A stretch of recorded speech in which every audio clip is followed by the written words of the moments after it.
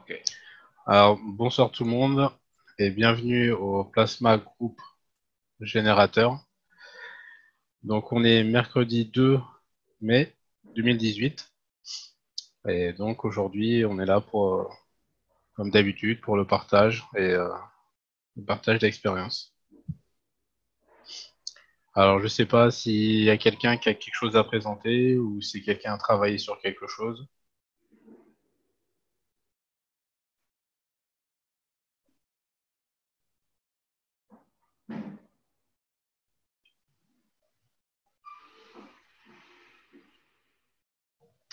Non?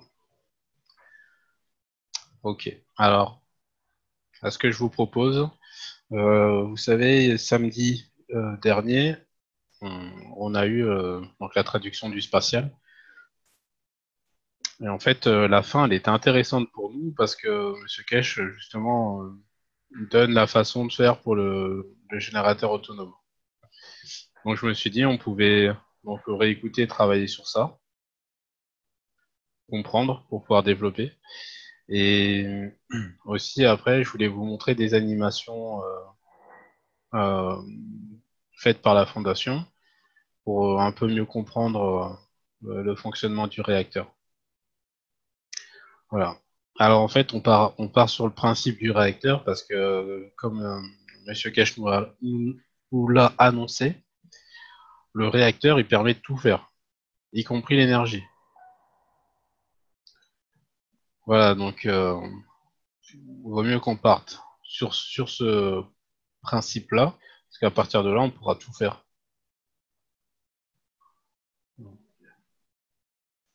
Alors si vous avez des questions, n'hésitez pas. Oui, tu fais bien de le préciser, parce que c'était vraiment ce que M. Cash a dit. Moi, je suis loin d'avoir tout compris. Il y a besoin il y a besoin de plus de détails là, parce que c'est difficile. Hmm. Ouais, donc c'est pour ça que c'est bien qu'on regarde ça ensemble, qu'on essaie de bien décrypter et de comprendre ce que Monsieur Cash nous enseigne. Comme ça, on va pouvoir travailler dessus. Alors, au passage, j'ai acheté un réacteur, voilà, et j'ai une amie qui m'en a offert trois, donc j'ai les quatre réacteurs, et je vais pouvoir commencer à faire des tests et à faire des vidéos. Et pour l'instant, là, j'ai pas pu faire pour ce mercredi-là parce que j'avais pas eu le temps. Oui, j'espère que pour mercredi, donc dans 15 jours, j'espère que j'aurai le temps de vous présenter quelque chose d'intéressant. Alors,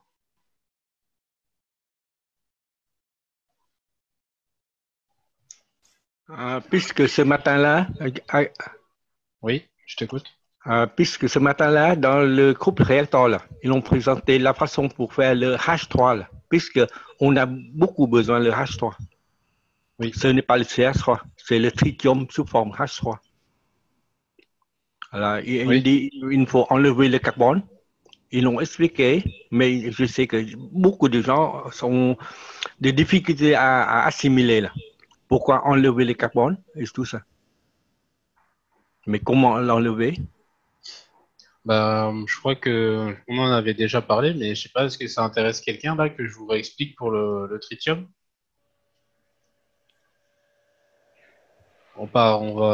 Si ça vous intéresse, on peut repartir de la création du CH3 et jusqu'au Ouais, tritium. ouais. Ouais? Ouais, ouais. Ok. On regardera la vidéo après alors.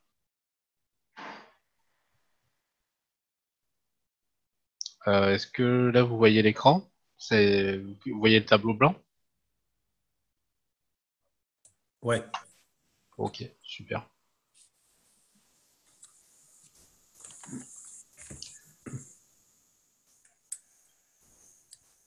Non, je crois que ça va pas marcher. Voilà, là c'est bon. Donc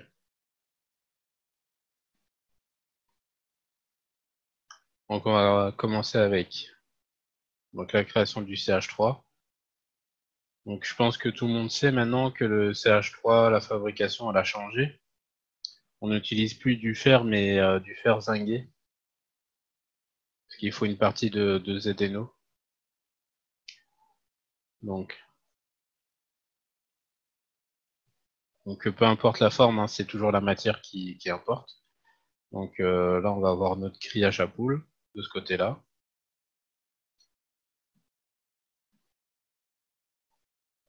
Voilà.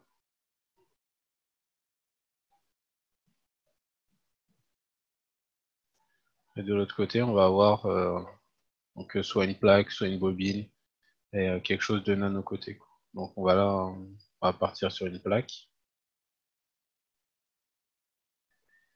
Voilà.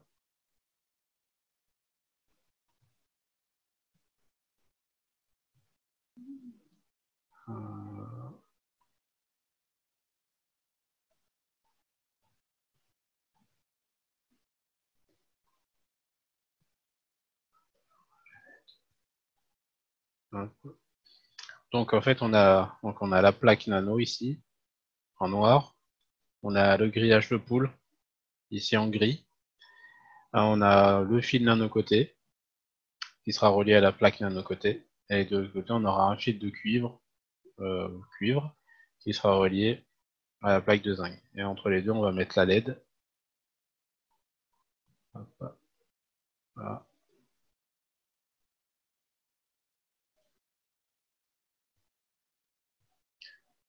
Voilà.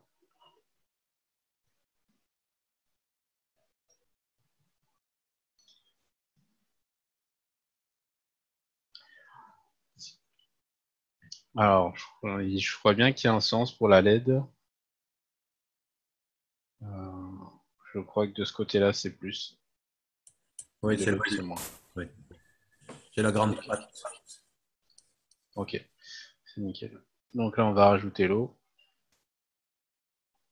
Alors, on peut se mettre d'accord sur le pourcentage de sel dans l'eau, parce que Bah, le pourcentage qui est donné par la fondation, je crois bien que c'est entre 3 à 5% de sel.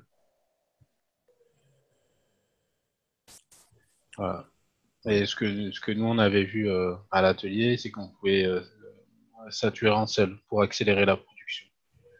et Et oui, c'est ça qui met le trouble, comment faire, parce que j'ai du 3% qui tourne, là, mais ça fait plus d'un mois.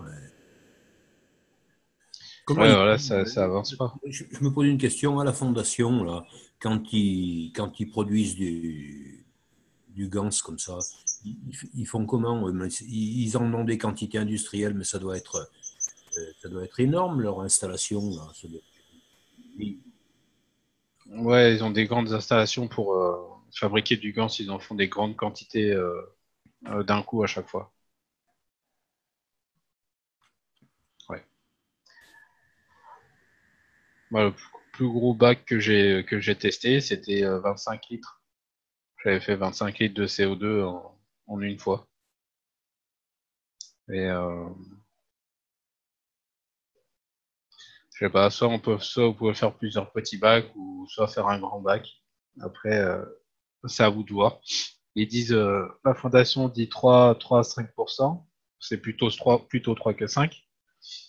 Mais bon, après, vous êtes libre d'expérimenter autre chose, hein. Donc, voilà, moi, personnellement, comme au départ, au tout début, j'avais expérimenté 3%. Euh, on a des ganses, mais seulement un mois après, quoi. On commence à avoir quelque chose un mois après. Voilà. Donc moi, ce que je fais tout le temps maintenant, c'est que je sature en sel pour avoir une réaction rapide. Voilà. Après, vous êtes libre, chacun est libre de faire comme il veut. Donc, Le, le tout, c'est d'avoir le meilleur gans possible. Donc, bien sûr, saturé en sel, d'accord, mais est-ce que ça dégrade les propriétés du gans ou est-ce que ça fait rien? et ça va dégrader plus vite le grillage à poule. Oui, oui, d'accord. Enfin, c'est un moindre mal, quoi. Si le gans est toujours aussi bon, c'est quand même une Bah, certitude, hein. bah pour moi, là, en tout cas sur cette fabrication-là, je pense pas qu'il y a un impact. Tu vois, c'est pas comme quand on fait du CO2. et que si on met trop de sel, on va avoir plus de ZNO que de CO2. Là, on crée du CH3. Voilà, quoi, c'est qu'il y aurait que du CH3, il n'y aura pas autre chose qui va aller avec.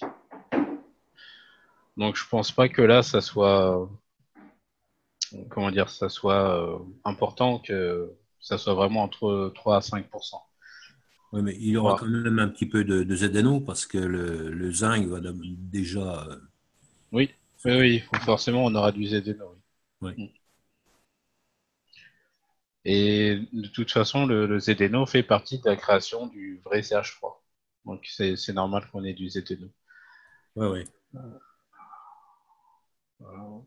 Voilà, après, comme M. Cash il dit souvent, c'est la patience, hein. Après, c'est à vous de savoir si vous voulez être patient ou pas.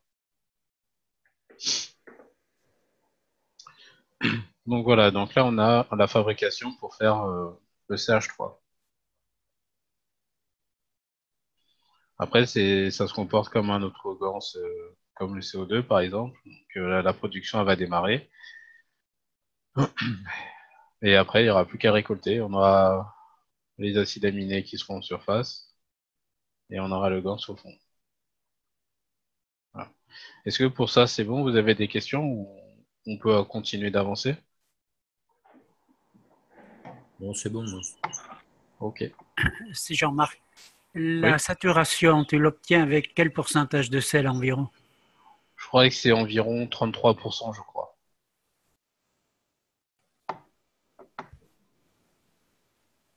D'accord, merci. Avec plaisir. Donc, là, je le fais en plus gros parce qu'il y aura plus de détails à dessiner. Donc là, on va faire la création d'un gaz de CO2, donc ZNO-CO2. Donc là, on met la plaque ou ce que vous avez, mais tant que ça reste du zinc, c'est bon. De l'autre côté, pareil, on met notre plaque de nano-côté, cuivre nano-côté. Voilà.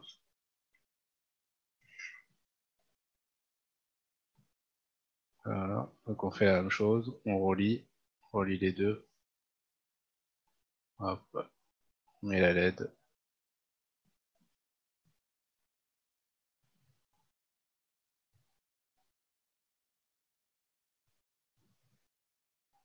Donc toujours pareil, moins plus.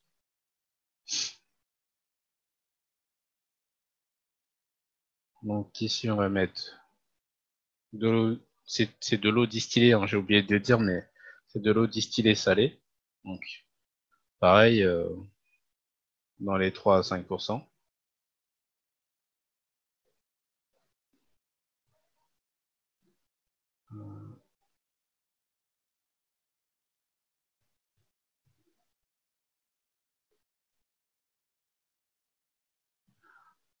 Bah, dis-moi Jean-Jacques, tu m'as dit, en mettant pas des ZNO mais du CO2.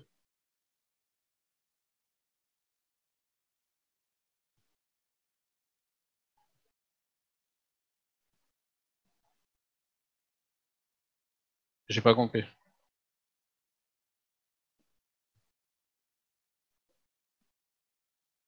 Ah, le micro il marche pas. Bah en fait là, est-ce que tu parles de la première fabrication ou de la deuxième que je suis en train de dessiner?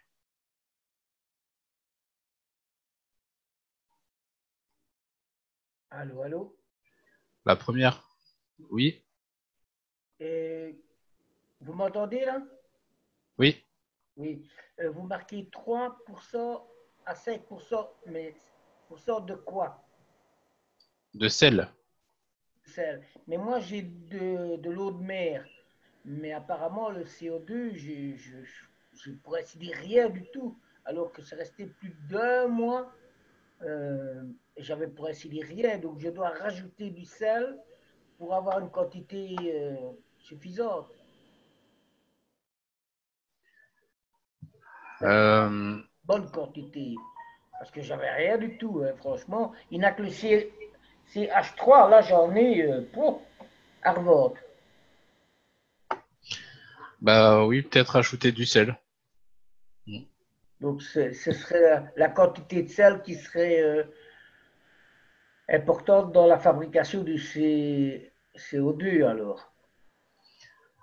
Oui, après, ouais, si c'est ça. Ouais. Ok, merci. Avec plaisir. Le micro. Ah, alors, je n'avais pas vu qu'il y avait d'autres personnes qui étaient arrivées. Ouais, bonsoir. J'arrive un peu en retard. Non, c'était à 7h30. Ouais, mais c'est pas grave, hein. Ouais, d'accord. Mais voilà. Ok, voilà. Bien. Merci. Donc, oui, comme Jean-Jacques m'a fait remarquer, il m'a dit, ici, j'ai dit CO2. Alors, j'ai dû me tromper, je parlais pas de CO2, c'était bien du ZDNO qu'on crée avec le grillage à poules dans la première fabrication. Donc, ça va être d'abord du ZDNO, donc qui va se déposer au fond, et au bout d'un moment, la plaque, quand le grillage à poules sera un peu détérioré, il y aura le ganse de fer qui va démarrer. Mais Adil, si tu as la LED, c'est plus des événements que tu fais, c'est des CO2. Euh, Je crois bien que c'est ça, hein, les CO2, on les fait avec la LED et les événements sans la LED. D'accord, oui, c'est vrai, c'est ça. Donc ça veut dire, oui, dans le premier, en fait, il n'y a pas la LED alors. Si tu veux faire des événements, non. Non, mais c'est du CH3 qu'on parle, là. Oui, mais Oui, oui. est-ce que les CH3, tu les fais avec des CO2 ou avec des événements? Toi, là-bas, c'est dans les garages des poules. Ah ben, mais c'est du ZNO aussi. Ah, Bah, si c'est avec des Design. événements, alors il y a pas de LED. oui, il n'y a pas la LED. Bon. Ah, il n'y a pas de LED. Ouais, je me suis trompé, il n'y a pas la LED. En fait, dans le CO2, il y a une LED et dans les événements, il n'y a pas la LED. C'est ça la différence. Voilà, donc dans la première, c'est bon, ça va être du zinc, ça va être du ZNO, et dans la deuxième, ça va être du CO2 qu'on va faire.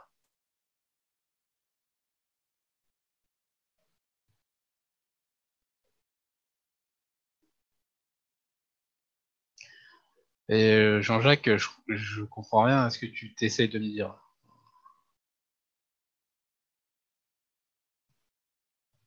Dans les deux packs du CO2?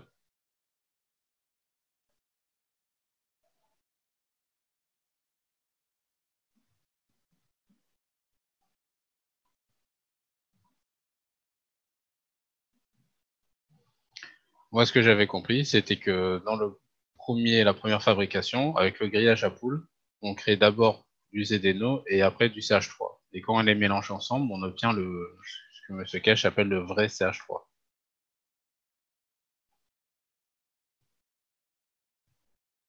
Est-ce que tu es OK avec ça?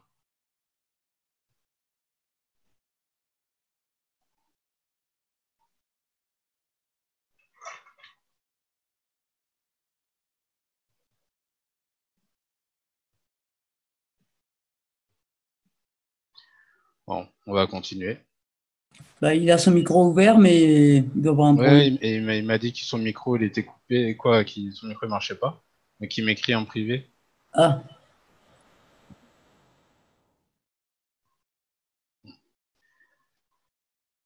Donc il m'a dit non, mais donc bah, il y a un truc que moi j'ai pas compris alors. Lee, tu connais la fabrication du CH3? eh bien, aux dernières nouvelles, c'était comme ça, hein, avec les grillages des poules, quoi. Hein. Mais alors, si Bah oui, tu dois faire des événements. Allô? oui, on est là. Non, c'est que j'ai entendu. Quelqu'un essaye de parler. Tu sais, je vais couper le micro. Ouais, c'est bon. Voilà, donc si tu veux faire des événements et les faire après, c'est sans la LED. Mais si c'est des CO2 et après utiliser les fer, c'est avec la LED, quoi. Hein. Alors, Dis-moi, c'était comme ça dans les cours, dans les syllabus, là, dans les 12 derniers, quoi. Attends, pour lequel? Là, j'ai pas compris. Disons que pour le CO2, tu le fais avec une LED et les ZNO, tu les fais sans la LED. Ok, d'accord. Oui, c'est ça. C'est bien ça. Oui, Ça, moi aussi, je suis d'accord avec ça. voilà, ça m'a prêté beaucoup de confusion et du coup, je me suis enregistré ça. Et voilà. Marc, ton micro, il est ouvert, mais c'est peut-être chez toi, alors c'est peut-être ton micro qui a un problème.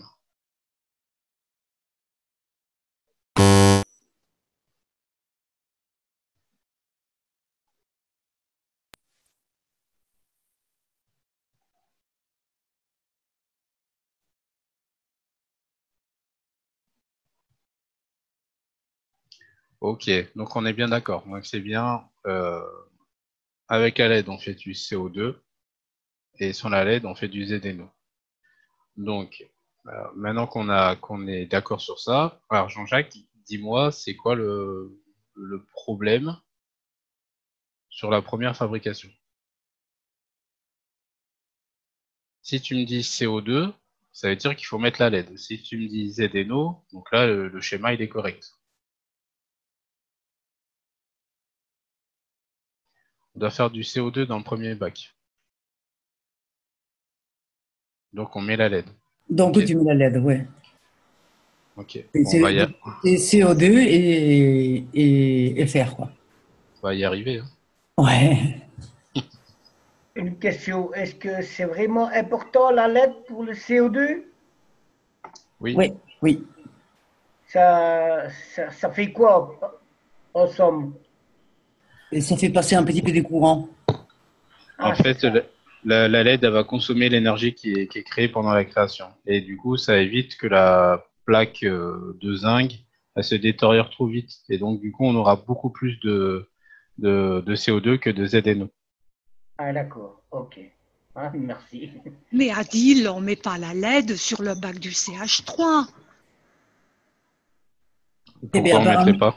On se casse pas la tête à savoir qu'on fait du ZNO. On sait que c'est un grillage à poule qu'il faut, que c'est du fer zingué. Donc on sait que c'est le zinc qui va fondre en premier, puis le fer, et on obtient du CH3. Pourquoi on pinaille comme ça?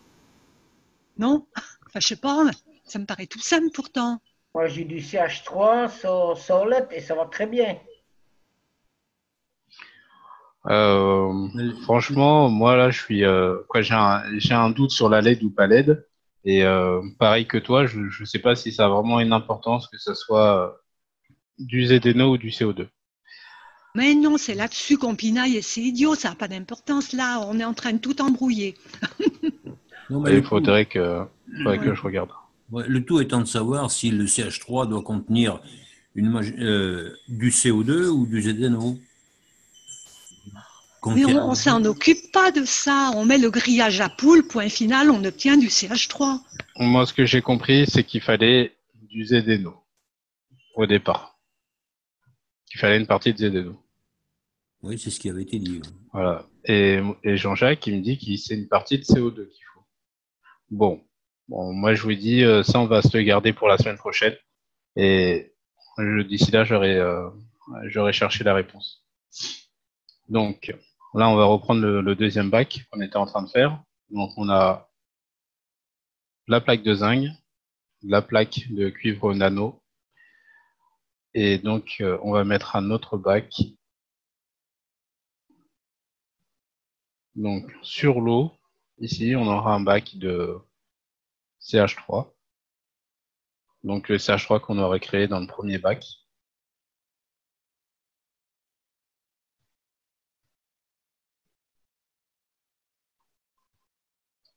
Voilà. Donc là, on aura du CH3.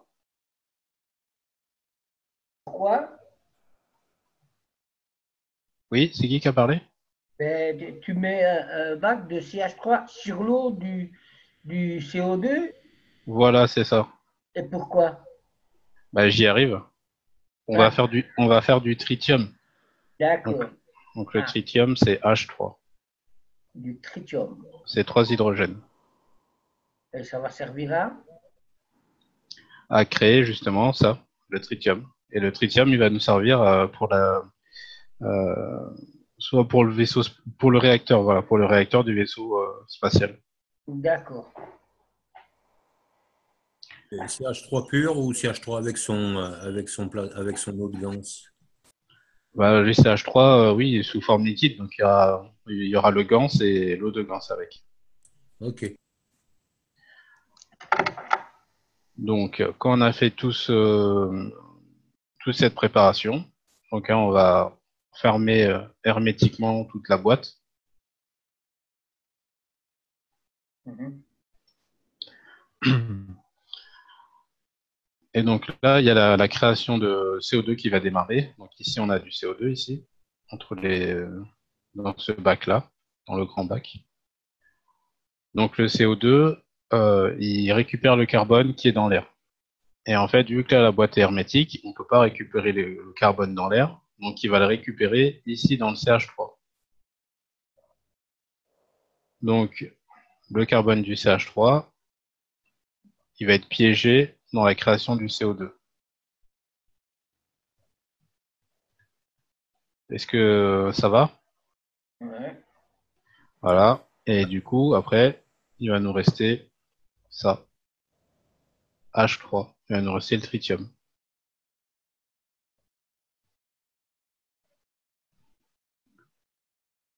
Et donc, la nouvelle création donc, qu'on a obtenue, donc ça veut dire ce GANS-là.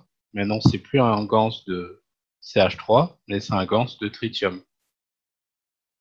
Et ce GANS-là, il faut en faire pas mal, le stocker, et on va s'en servir pour la fabrication des réacteurs.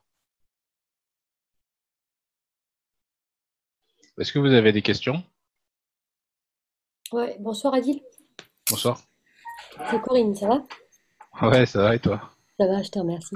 Dis-moi, j'ai pas une question, parce que bon, ça c'est, pour moi c'est clair bien évidemment, mais je voulais juste dire, je ne vois pas l'intérêt donc de mettre la LED pour le CH3 qui va se trouver au-dessus du bac de CO2, pour un autre CH3 peut-être, hein, pour la bonne raison, c'est que moins on a de carbone, mieux c'est, puisque pour avoir du tritium, il faut enlever le maximum de C, pardon. Oui. Ok, donc c'est mieux de récupérer du ZNO que du CO2, on est d'accord. Bah, Dans le non, je suis CH3 pas qui va d'accord. servir, dans le CH3 qui va servir, dans le CH3 qui va servir à mettre au-dessus du bac de CO2. Non, moi je suis pas d'accord parce que si on fait du ZNO, il y aura pas le carbone, il va pas être piégé dedans. Il y aura une partie qui va être piégée, mais ça sera pas assez. Si on met la LED, on aura beaucoup plus de CO2, création de CO2, et donc du coup, on aura beaucoup plus de carbone qu'on aura retiré du CH3. Et j'ai sous les yeux un document PDF qui a fait Jean-Jacques, je crois. Vous voulez regarder en parlant du tritium? Ouais, vas-y, tu peux partager. Parce que le but du jeu, c'est de l'enlever, le carbone. Vous les voyez là? Ouais. Voilà.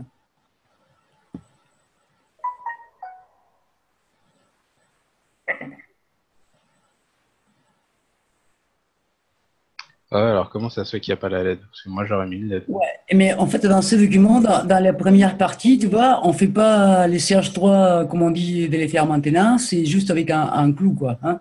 Ouais. C'est Donc, du vrai peut-être. CH3. Hein? Pas du vrai, mais c'est du CH3 comme on le faisait avant. Voilà.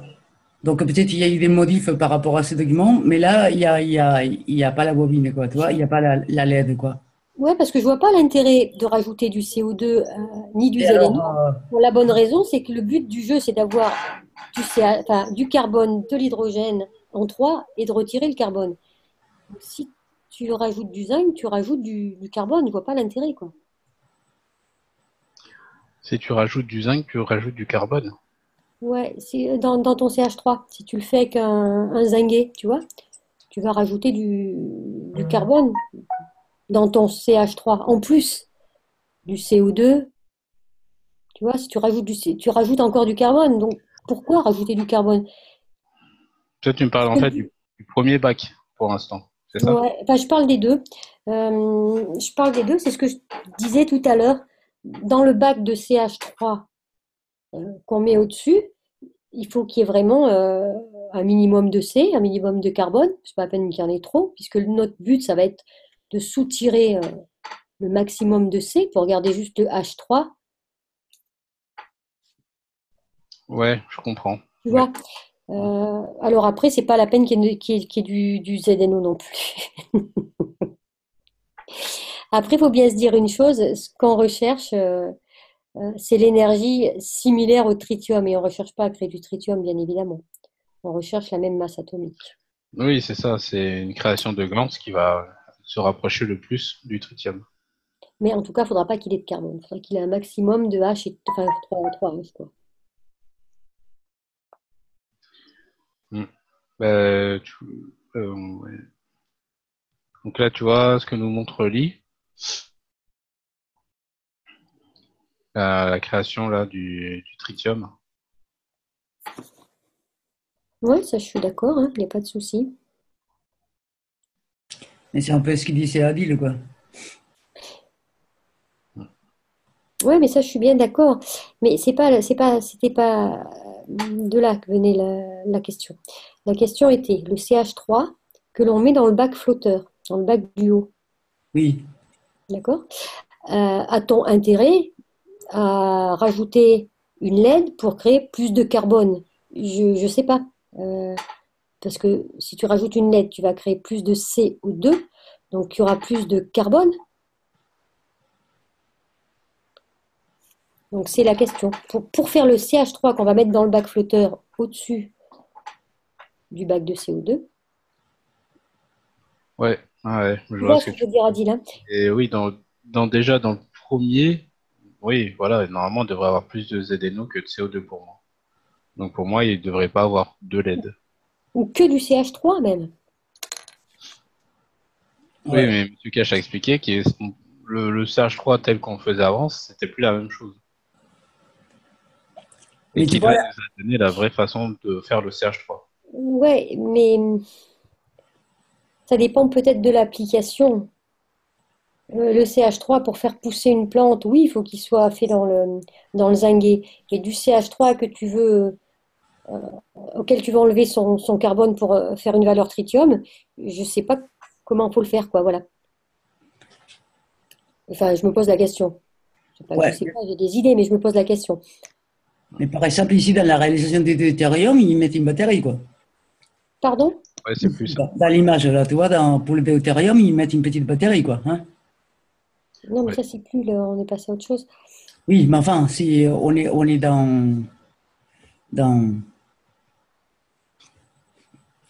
Est-ce que on a un tuto dans lequel il parle de la fabrication du CH3 auquel on va soustraire le C pour faire du H3? On n'a pas au-dessus. Tu n'as pas la fabrication. Si, CH3, tiens, avec quoi ils le font là? Ouais, mais là, c'est à l'ancienne façon, parce qu'il y a un clou, quoi, tu vois, il n'y a pas des fer Mais cingués. justement, c'est pas une histoire d'ancienne et de nouvelle façon. C'est que je crois qu'il y a une façon de faire du CH3 à un but X ou Y. C'est celui avec le cuivre nanocoté et l'acier brut. Et il y a une autre façon qui va plus ressembler à ce qu'il appelait l'hémoglobine au début de sa création. C'est celui qui va être fait dans une ambiance de CO2 ZNO, dans une ambiance carbone. Il y a deux formes de CH3 et ils ont peut-être des propriétés différentes. Et celui qu'on met au-dessus de ce bac, dans le bac flottant, là, est-ce que c'est pas justement celui qui est marqué, qui est là, tu le vois? Oui, ça se pourrait très bien, oui. Tu vois? Moi, je vois plutôt ça, hein. Donc, prendre un CH3 d'avant, parce qu'il a carbone, hydrogène, un 3. Oui, Et tu as raison, oui. l'autre que l'on fait, il est plutôt pour des applications, je pense, médicales, ou ça va pas être énergétique.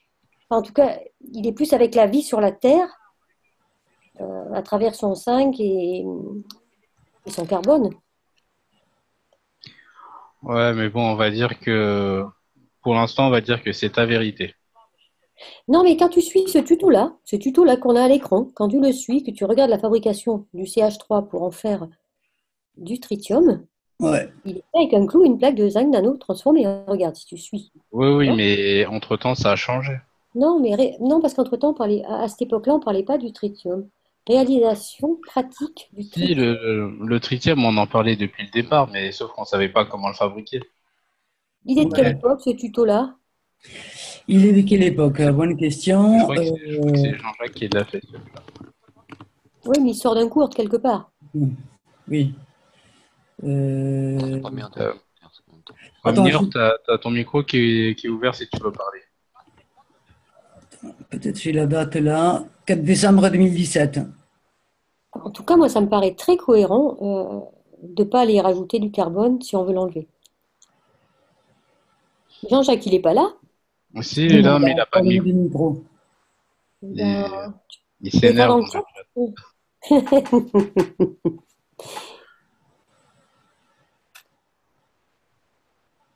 Moi, enfin, à mon avis, le tritium est ce que l'on a appelé au départ l'hémoglobine, c'est-à-dire pardon, le CH3 est ce qu'on a appelé l'hémoglobine, c'est-à-dire un CH3 dans une ambiance de CO2 adéno. C'est pas tout à fait la même chose et je pense, enfin pour moi, hein, celui pour l'énergie dont on va se servir. Il s'en parle là, justement. Ah, Attends, merci. je crois que c'est ici. Attends. Voilà. Remarquez que ce procédé s'apparente à celui de l'hémoglobine. La différence, c'est qu'on démarre ici immédiatement, sans temps préalable de production de CO2 et avec les courants, et avec du courant. Mais ça, c'est pour les deutérium. Oui, mais c'est la suite. Ouais. Il ne dit pas que c'est de l'hémoglobine, il dit que ça s'apparente, mais le processus, pas le. Mais quand tu Ouais. regardes le premier, Les premiers, celui-là. ouais.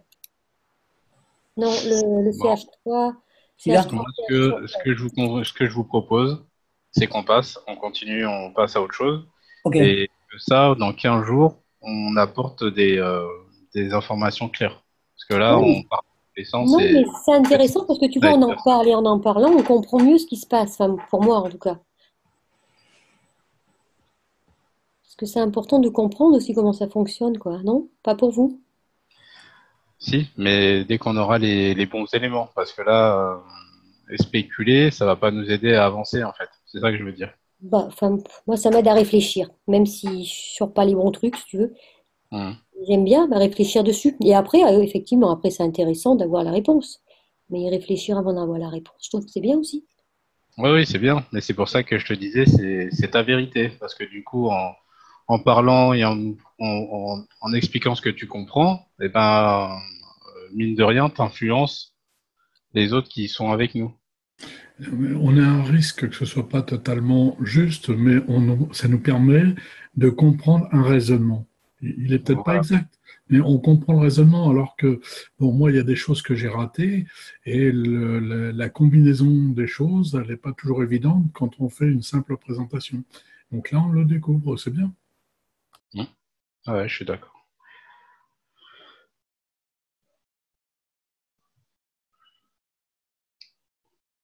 Alors,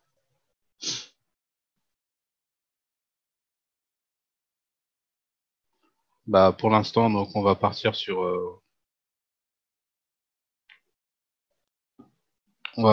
ça. Le fabriquez pas maintenant, ou sinon, on fera peut-être un post sur Facebook pour vous donner la bonne façon de faire.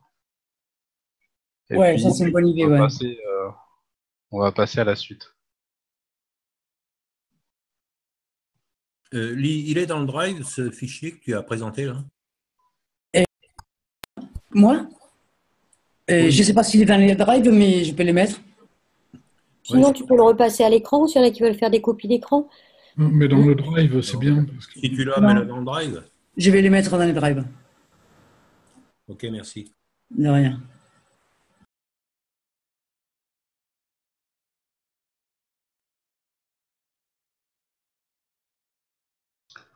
Alors, je crois que c'est là qu'il commence à parler du générateur. Bon, sinon, on reviendra un peu en arrière.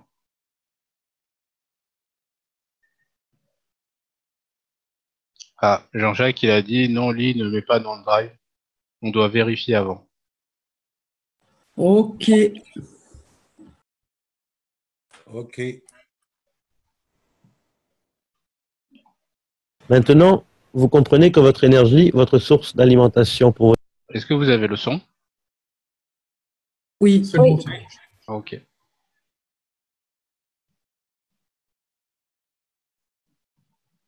le système doit provenir de la direction de rotation des champs.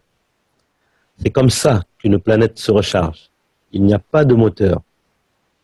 Et vous vous apercevez que tous les autres plasmas répondront et tourneront eux-mêmes tout seuls. Vous pouvez utiliser la condition dynamique des champs que vous avez créée pour la convertir en source d'alimentation. Ce seront les futures générations de sources d'alimentation MAGRAV et MAGRAV Power Supply qui pourront délivrer des mégawatts. Les générateurs que vous recherchez reposent dans les paramètres des réacteurs spatiaux du vaisseau que vous créez parce que les champs quittant les réacteurs du haut vers la base sont dynamiques. Voilà, donc Monsieur Kesh, il explique bien que le réacteur, donc le générateur d'énergie libre qu'on attend et qu'on essaye de trouver, c'est exactement le réacteur du vaisseau spatial. Donc du coup, on fera une pierre deux coups. Voilà.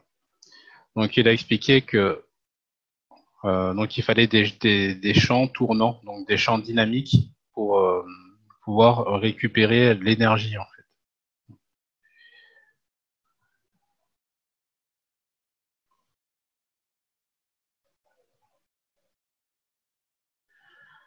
Alors, Jean-Jacques, en fait, tu sais que t'écris à moi en privé à chaque fois.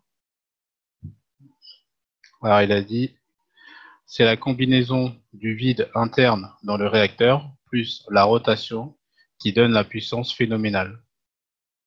Il faut du vide.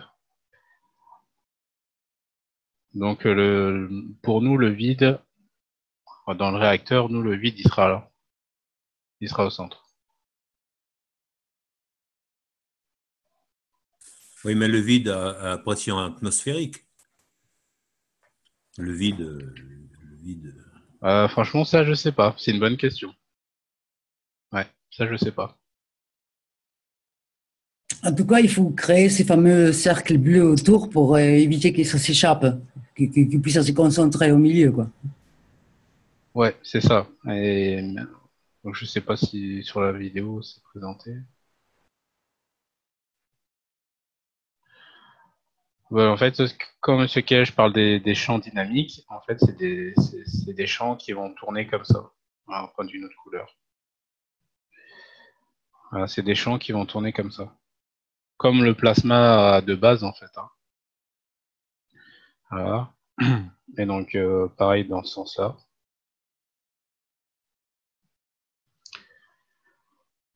Voilà. Et donc, ici, on a toute l'énergie. Donc, comme disait Jean-Jacques, l'énergie, elle est dans le vide. Au centre.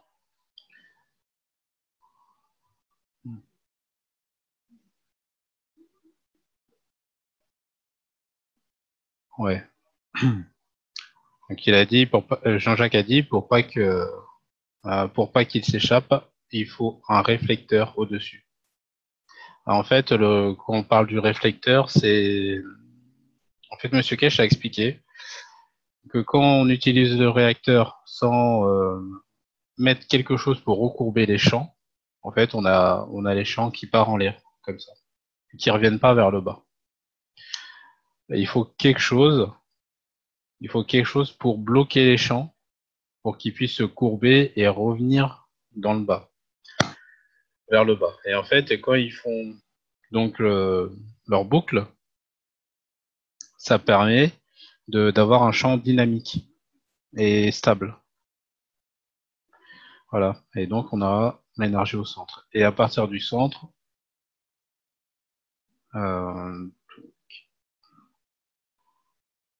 oui, mais il faut le haut et le bas. Et le milieu. Oui, il faut le bas aussi parce qu'il y a une interférence avec les champs de la Terre. Ouais. Donc, il nous faut aussi une protection bas et une protection haut. Et il disait qu'en bas, c'est du titane et en haut, c'est du cuivre, non? C'est pas ça? Non. En bas, c'était... En haut, c'était de l'aluminium et En bas, c'était du cuivre, et au milieu, c'était du zinc. Ouais, je crois que c'est l'inverse. Je crois que tout en bas, c'était le zinc, au milieu le cuivre et en haut l'aluminium. Peut-être, oui. Et j'ai vu une vidéo de la fondation où il y avait Armen qui travaille justement sur les réacteurs. Et en fait, il l'enferme sous un dôme. Alors, on va le faire en cette couleur-là. Enfin, il enferme son réacteur dans un dôme de cuivre qu'il a nanocoté. Il a nanocoté l'intérieur et l'extérieur est cuivre. Et donc, avec ce principe-là, il arrive à recourber les champs. Après, ce qu'il faut savoir aussi, c'est que donc le revêtement, le nano, quand on l'a créé, lui, il va permettre d'absorber les champs. On avait vu ça avec une vidéo de la fondation qui expliquait comment ça fonctionne. Et donc, du coup, on va avoir les champs qui vont tourner comme ça. Ils seront confinés. Voilà. C'est ce qu'on cherche à faire, à confiner les champs. Mais comment on peut faire pour nanocoter une face et pas l'autre? Ouais, c'est une bonne question. À mon avis, donc la plaque qui doit être au fond là, qui fait le sol, je pense qu'avec un pinceau, on lui met un peu d'eau, un d'eau de, comment on dit ça? Voilà, de l'eau de soude caustique dessus. Ah, mais oui, on le passe rien qu'à la soude caustique, c'est tout. Ouais, avec de l'eau et la soude caustique. Et à mon avis, si on le met dans un bac ou quelque chose assez grand pour le contenir, à mon avis, le haut, il se nanocote. Après, c'est juste mon idée, hein. Je suis pas sûr que ça soit comme ça que ça fonctionne. Mais, si tu le trempes dans le bac, ça va nanocoter les deux faces. Il faut le peindre à la soude caustique alors, à ce moment-là. Ouais, peut-être pas s'il touche les fonds. Peut-être s'il est appuyé sur les fonds, ça va pas revêtir la face qui touche. Oui, c'est ce que je t'ai dit. Il faut passer un coup de pinceau. Mais de toute façon, la plaque du bas, pour la plaque du bas, en fait, c'est bien qu'elle soit nanocotée des deux côtés parce que on a les champs terrestres qui vont rentrer en interaction avec le réacteur. Donc, du coup, ça va permettre de bloquer ces champs-là. Et donc, ça va permettre aussi de bloquer les champs intérieurs pour pas qu'ils ressortent. Donc, oui, la plaque du bas, oui, on peut la nanocoter des deux côtés. Oui, d'accord. Voilà. Okay. Après, celle du haut, je pense que de l'intérieur, ça doit suffire. Voilà. Bon, après, il y a toujours plein de tests à faire. Hein. Après, il est peut-être plus facile d'enlever le nanocotage par un petit ponçage. Oui, on peut faire ça aussi. Oui. Je ne sais pas. Oui, mais en fait, quelle importance que ça soit de nos côtés des deux côtés en fait. Déjà, je viens de t'expliquer pour la plaque du bas. Oui, après, d'accord, la plaque du bas, ok, mais le dôme, en fait, si l'extérieur est nanocoté... je sais pas en fait ce que ça va donner. Pour l'instant, je sais pas. Mais pour l'intérieur, je sais que voilà, ça peut aider à contenir les champs. En tout cas, si c'est comme une espèce de gamelle et que tu mets la soude caustique à l'intérieur et que tu la fermes, ça va c'est une revêtir qui est au milieu, quoi. Hein, à l'intérieur, je veux dire. Ouais.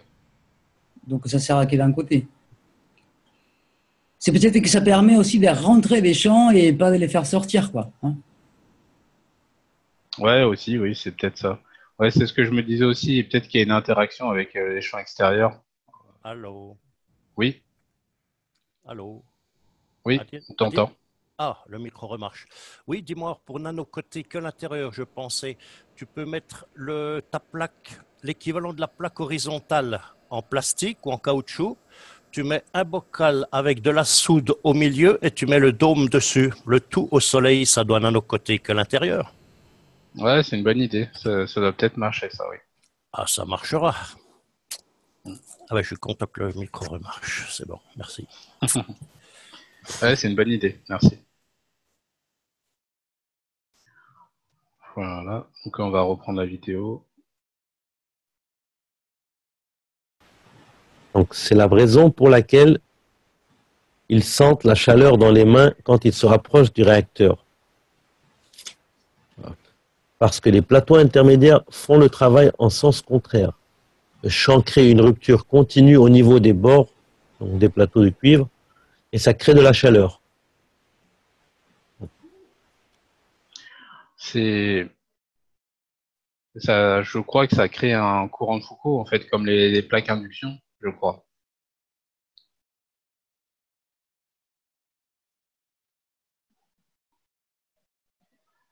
Pour la plaque de cuivre au centre et dont la chaleur qui est ressentie. Tout à fait, ça y ressemble, oui. Si vous pouvez puiser dans les plateaux, vous aurez un résultat étonnant. Ce sont les plasmas générateurs. C'est la fin de l'industrie pétrolière. Donc là, ce qui est intéressant, c'est qu'il a dit qu'on pouvait puiser dans les plateaux. Donc peut-être que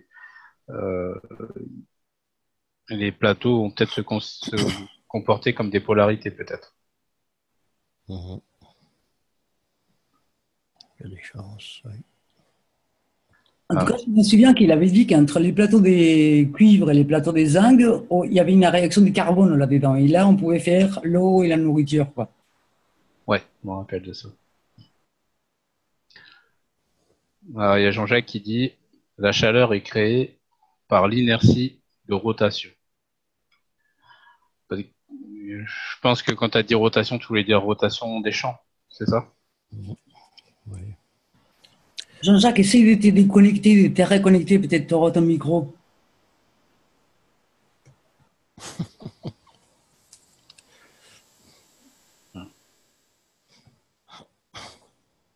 Alors, il a dit « Les plateaux sont virtuels, constitués par les 3 réacteurs en bas. » Ah, Ah, on en a vu des physiques dans les vidéos, mais je suis bien. ouais, c'est vrai que ouais, sur les vidéos d'Arizona, on en a vu des vrais. Mais c'est bien, à Arizona, il y a un truc, ça veut dire qu'ils n'avaient pas compris encore, parce que ça n'avait pas l'air d'avoir fini l'expérience. Ouais, je crois que le truc qu'ils n'avaient pas encore compris, c'est comment confiner les champs. Ouais. Et je vais vous montrer après une vidéo de la fondation en image 3D et qui montre le réacteur. Je vous montrerai ça après. Donc John vous a montré les plateaux avec la formation donc, étoilée et ils ont senti la chaleur. La conversion en chaleur, elle vient de ce qui traverse, ce qui entre et ce qui en ressort. Mais en même temps, alors vous avez les plateaux, au lieu de faire pivoter les plateaux, ou les aimants dans le cas de l'électricité, vous faites tourner des champs dynamiques. Combien voulez-vous? 1 mégawatt ou 100 mégawatts? Mais c'est dans un état plasmatique. Vous devez le convertir. Nous avons besoin de cette énergie pour pouvoir créer le flux plasmatique.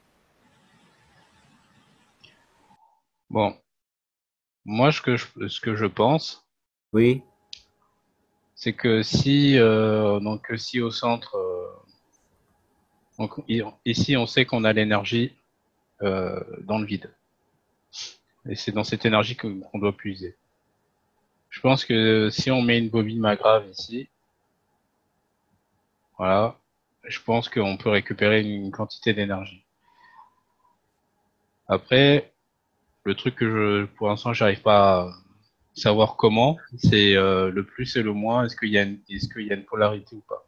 Est-ce que le fil gravitationnel qui va rentrer, ça va être notre moins? Et donc là, on va avoir notre plus. Voilà, et qu'entre les deux, on aura notre puissance. Voilà. Parce que ici, on aura les kilowatts. Alors, parce que ici, comme je vous ai dit tout à l'heure, donc là, on va avoir les champs qui vont circuler ici. Donc là, on a l'énergie au centre. Donc, vu qu'on a des champs dynamiques, on va avoir une interaction avec les bobines. Voilà. Donc, les bobines, en fait, ils vont transformer ce champ plasma en électricité. Et exactement ce qu'il nous a montré ici avec la bobine ici et l'aimant ici. Donc ça, c'est le principe de base d'un moteur électrique. Donc je pense que si on teste ça, je pense que ça devrait marcher.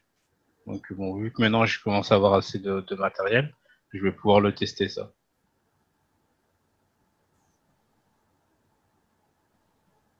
Voilà.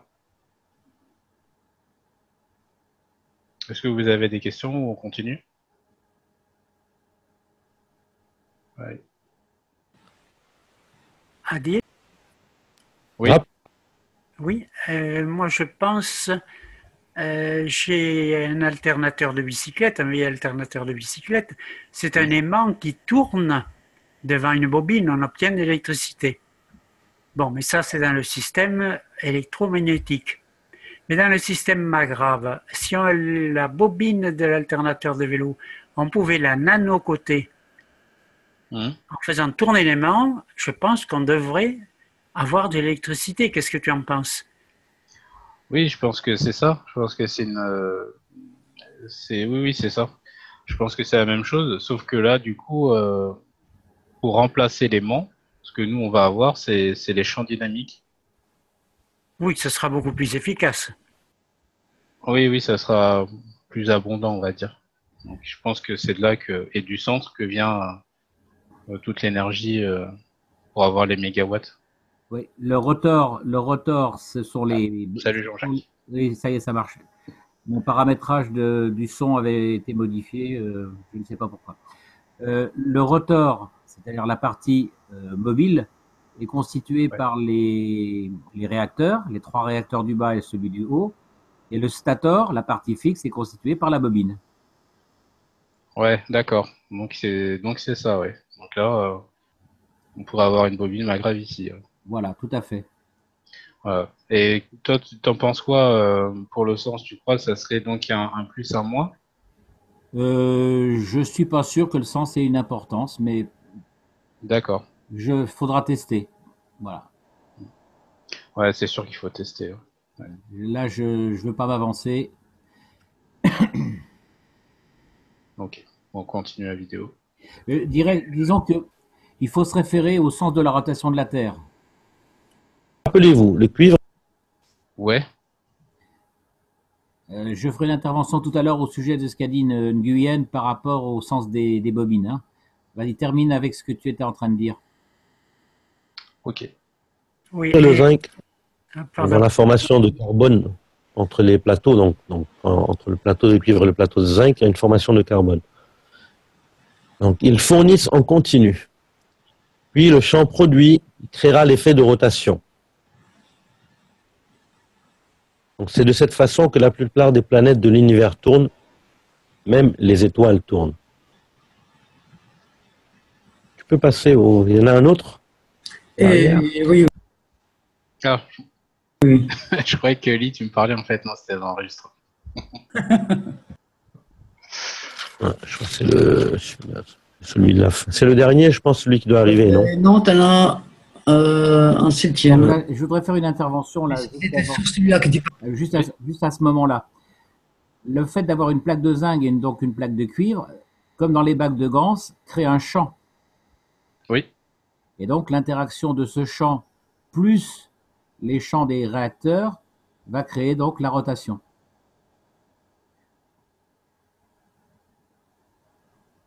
D'accord. Ah ouais. Moi, je vois pas ça comme ça, mais ouais, je comprends ce que tu veux dire. Tu le voyais comment? Bah, en fait, moi, je le voyais plus simplement que ça. En fait, là, on a les réacteurs qui tournent, oui. Donc, qui vont eux-mêmes créer déjà leur propre champ. Tout à fait. Voilà. On va dire qu'ils vont entre guillemets combiner leurs champs. Tout à fait. Voilà, comme si on avait un champ ici du coup vers le bas. Oui. Et avec le champ du haut. Oui. Et qu'avec le temps, bah, les champs allaient s'étendre et que du coup, ils allaient en créer un seul grand.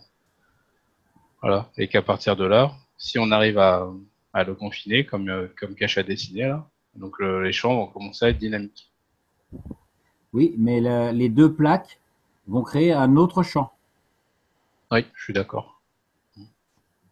Et donc, la combinaison de ce champ résultant que tu viens de dessiner va se combiner avec le champ de la plaque de cuivre et de la plaque de zinc.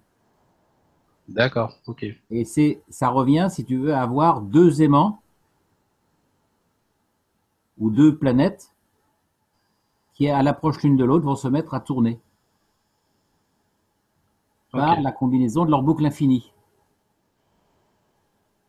Jean-Jacques, quand tu parles de rotation, c'est quoi qui va tourner là? Le champ. Les champs, ils vont tourner comme ça.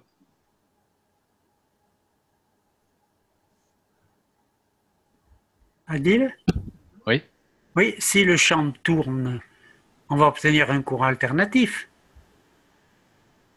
Je crois pas, non, pas forcément. Non. Non.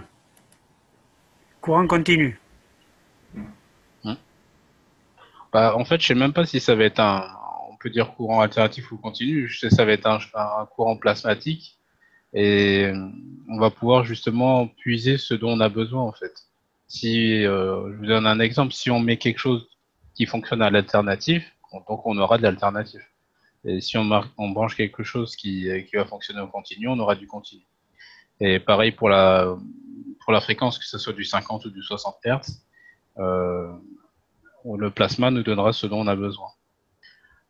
C'est comme si le réacteur il allait nourrir les appareils. Et pas quoi, je le vois plus dans ce sens-là, plus dans leur donner une nourriture que leur donner une énergie. Tout à fait. Donc, il y a un système de copie. Oui, c'est ça, on peut dire ça.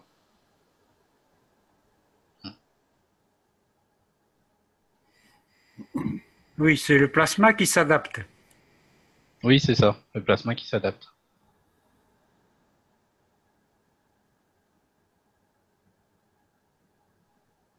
Ouais, je crois que sur celui-là, je suis en train de dire, ouais, tu peux y aller. Ok. Donc, d'une certaine manière, le gaz est le plasma. Donc, il devient conducteur de lui-même et génère de l'électricité et de l'énergie pour lui-même. C'est ce qui n'a pas été dit jusque-là. Maintenant, vous comprenez. Ce générateur que vous cherchiez tant est là. Puisez dedans. Donc, John vous a montré comment faire le vent, le toroïde. Maintenant, vous devez interférer en coupant de la bonne manière. Vous avez les flux dynamiques.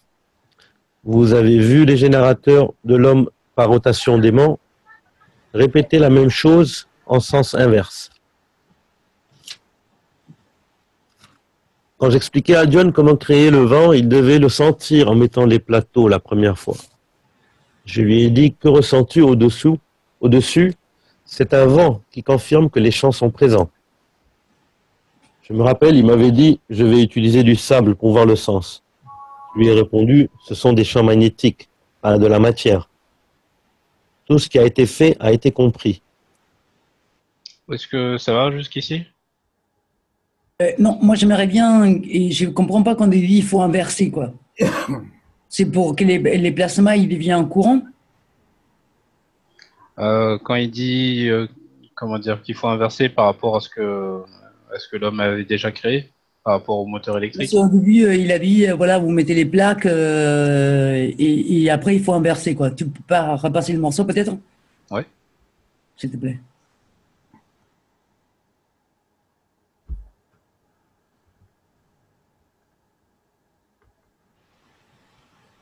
Donc John vous a montré comment faire le vent, le toroïde. Maintenant, vous devez interférer en coupant de la bonne manière.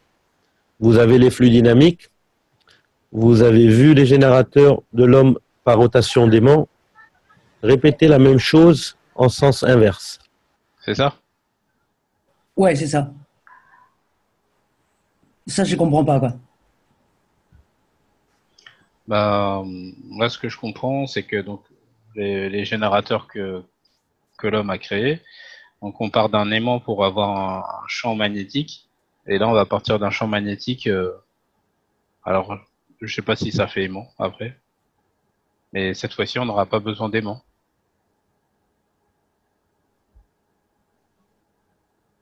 Peut-être, je ne sais pas. D'autres idées? Les deux plaques vont servir à capter le plasma central de la pyramide. Ok. Ça, c'est ma compréhension, hein. C'est-à-dire qu'au centre des deux plaques se trouve le plasma créé par la pyramide, et ce plasma de la pyramide centrale va être capté entre les deux plaques et générer donc le flux de puissance. Donc en fait, les deux plaques, ça reconstitue une sorte de bac de Gans, mais sans sel. Et donc, c'est avec cette partie-là qu'on fait l'électricité? Oui. D'accord. Ok. Bah, c'est ma compréhension, hein, jusque-là, hein, Oui. de ce schéma, hein, voilà. Merci. Donc il n'y a pas besoin forcément de bobine Magrave. Alors après, comment capter cette énergie dans un appareil conventionnel, une ampoule par exemple? Je crois qu'il n'y a pas besoin de fil de conducteur. La simple proximité de l'ampoule, c'est déjà été fait, hein. Il y a plein de vidéos qui montrent qu'avec des champs magnétiques, on peut allumer une ampoule à distance. Ouais, ils ont montré une vidéo. Voilà, donc il n'y a pas besoin de fil de conduction. Il suffit d'approcher l'ampoule ou un néon et il doit s'allumer. Donc, tu veux dire par là que si tu l'as dans la maison, ça suffit d'allumer l'ampoule, il n'y a pas et ça marche? Oui. Ouais. Waouh! C'est un peu le principe de l'induction, non? Oui. Ouais, mais ils nous l'ont montré dans la vidéo, une des vidéos de l'usine d'Arizona. Oui, c'est de l'induction, mais il n'y a pas de. Voilà, ils mettaient des néons et ça les allumait. Voilà, mais sauf qu'il n'y a pas de bobinage. Il n'y a pas de bobinage, si vous voulez. Ouais. Donc tu dis c'est pas la peine de mettre une bobine, juste avec deux plaques ça suffirait quoi? À mon avis, non. Oui. D'accord. Ouais. Je ne sais pas si vous vous rappelez, on en avait déjà parlé de tout ça avec le réacteur de Douglas quand je vous avais expliqué son histoire et je vous avais expliqué l'électricité sans fil. Donc oui, ça revient à ça. Alors, sauf que là, on va utiliser ce que Kesh appelle du gaz, en fait, hein. On pourrait dire que c'est l'air ambiant qui va être transformé en plasma gazeux et qui va fournir donc l'énergie de puissance. Ok. Tu penses que ça fonctionne un peu comme les bobines Tesla? Comme les bobines? Tesla? Les bobines Tesla. Il allumait les gens à distance aussi. Oui, ça s'apparente, hein. Ouais, On ok. peut dire que les deux plaques vont faire office de condensateur. Ouais. Ok. Hein, mais un condensateur qui fonctionne sans retard, sans délai. Il va travailler en continu, en fait. Mm. Oui, Moi, quand j'ai dit- ça fait penser aux expériences de Tesla. Pas de Tesla, mais de... Oui, tout à fait. Oui, Tesla, oui, voilà. Sauf Oui, que là, c'est on n'a pas de bobinage, en fait. On travaille directement avec des flux plasma. Le flux plasma créé par la pyramide et le flux plasma de la plaque nano et du zinc. Oui, il y a 2 ans, il y a un Canadien qui avait fait des expériences comme celle-là. Il avait demandé à des personnes, toutes les personnes qui pouvaient venir avec un appareil ménager, n'importe lequel, et qui leur ferait fonctionner sans le brancher. Oui, tout à fait. Ça fait, c'est tous les travaux qu'on voit sur Internet. Hein, il y a même des gamins qui s'amusent à faire ça. C'est issu des travaux de Tesla, tout à fait. Sauf que Tesla l'a fait avec des bobines. Oui, puis avec des hautes tensions. Tout à fait. Et là, M. Kesh nous dit qu'il faut savoir où est-ce qu'on va couper les plaques. Hein. Alors après, oui, couper les plaques, en fait, c'est couper les champs, en fait. Hein. Ah. Car je pense que c'est une question de distance par rapport au sommet. Je pense que les deux plaques, plutôt le centre des deux plaques doit correspondre au centre de la pyramide, à mon avis. Hein. Oui, il doit y avoir quelque chose à chercher là-dessus, quoi. Hein. Oui. N'oubliez pas que quand vous approchez deux plasmas l'un de l'autre, vous avez création de lumière ou d'énergie. Après, ça peut être un tiers de tiers, là, comme dans les pyramides de Khéops. C'est essayé, ouais. L'endroit où ça se momifie, quoi. Ça Souvent sur dépend, la, ça dépend de votre pyramide, si c'est une pyramide équilatérale ou une pyramide isocèle. la pyramide au nombre d'or, après, c'est tu. Alors la pyramide ésotérique dont je vous ai montré les schémas n'est pas la pyramide égyptienne, hein, elle a des dimensions différentes. Et je peux vous dire que une simple pyramide constituée de façon matérielle, ça décoiffe, hein. Ouais, Après, bon, faut faire des tests, hein. Une pyramide équilatérale, donc là, il y a pas de souci. La chambre de la reine se trouvera en plein centre de la pyramide, le centre géométrique. Alors que si vous avez une pyramide isocèle, vous serez aux 2 tiers, 1 tiers. C'est ça, ouais. Ah ouais. Voilà. Donc, il faudrait tester la dimension de votre pyramide, c'est-à-dire un triangle équilatéral à la base, mais le sommet sera une pyramide isocèle ou équilatérale. Donc, il faut tester les deux. Quand il parle de vent, Monsieur Kesh, c'est le plasma ou c'est... Non, c'est un vent véritable. C'est les champs. Ouais, voilà. C'est un vent créé par les champs. Un souffle? Un souffle? Oui. Oui, un souffle. Ok. Alors, moi, je me pose la question parce que n'importe quelle sphère en rotation produit un souffle. Oui. Ouais. Est-ce que c'est le souffle matériel dû à n'importe quel objet en rotation ou est-ce que c'est le souffle spécifique au champ?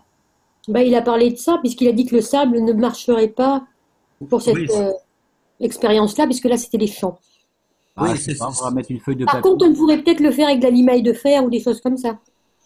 non, c'est ça, oui. Il disait, mais c'est du magnétique. Donc, le sable ne va pas bouger. Donc, c'est pas un souffle, c'est pas du vent, un souffle, quoi. C'est magnétique. Pour moi, c'est un souffle immatériel, hein. Ouais, ouais. Je pense que si on met la main ici, là, et on va sentir les champs qui circulent comme ça, en fait. Ça pique. Ah, je sais pas si ça pique. On sent Tu le une... verras bientôt. Ça dépend Ouais, pour je qui, quoi. vous dirai ça bientôt. Ça dépend pour qui. Après, Mais moi, par contre, Jean-Jacques, oui, tu as raison. Là, le réacteur, j'ai commencé à le faire tourner, faire des essais, et on a bien un vent là autour, mais c'est un vent. Un vent normal, un Voilà, vent, oui, un vent c'est un vent normal. induit par la rotation. Ça, Tout c'est à fait. normal. Oui, c'est mécanique, oui. Voilà, tout Voilà. à fait. C'est Comme un c'est un ventilateur, vent quoi. matériel. Ouais, c'est ça. C'est celui là où on travaille avec des trucs électriques, mais les vrais réacteurs, ils ne devraient pas avoir aucune connexion électrique. Alors, normalement, si on s'en réfère à un des cours que j'avais fait il y a 2-3 mois, normalement, on doit lancer un réacteur et les autres doivent se mettre à tourner d'eux-mêmes. D'accord. Ouais. Il faut trouver les Dans bons dosages. l'espace, il n'y a pas de moteur dans l'espace, hein, donc Non, voilà. voilà. Donc en fait, pour l'instant, on lance un réacteur, n'importe lequel, et il va communiquer sa rotation aux autres. À mon avis, c'est à ça qu'il faut arriver. Ouais, c'est sûr. Quand j'expliquais à John comment créer le vent, il devait le sentir en mettant les plateaux la première fois. Je lui ai dit, que ressens-tu au-dessous? Au-dessus, c'est un vent qui confirme que les champs sont présents. Je me rappelle, il m'avait dit, je vais utiliser du sable pour voir le sens. Je lui ai répondu, ce sont des champs magnétiques, pas de la matière. Tout ce qui a été fait a été compris.